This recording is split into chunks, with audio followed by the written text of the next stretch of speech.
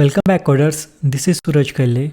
For many applications, access to information over the internet is very important. In this video, I will demonstrate a minimum requirement to fetch data over HTTP. First, we will be declaring a package main. After that, we need to make imports fmt, ioutil, http and os. Now we are creating our main function.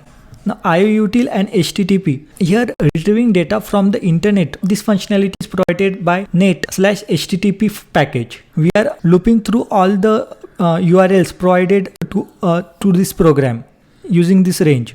After that, what we are using http dot get function, fetch data from the internet and store it in response structure.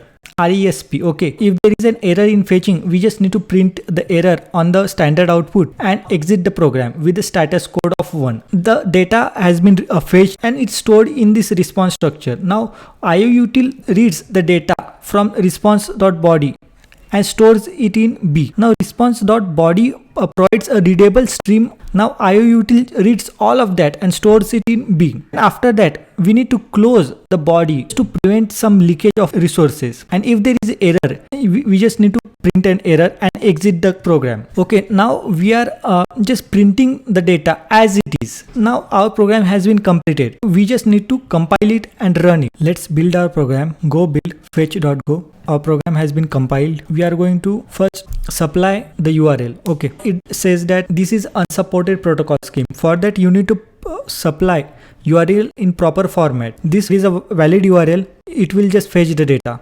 See, now supply an invalid URL. As you can see that this URL currently does not exist. That's why no such host. I hope in this video you have learned something new. Subscribe to our channel 1 minute.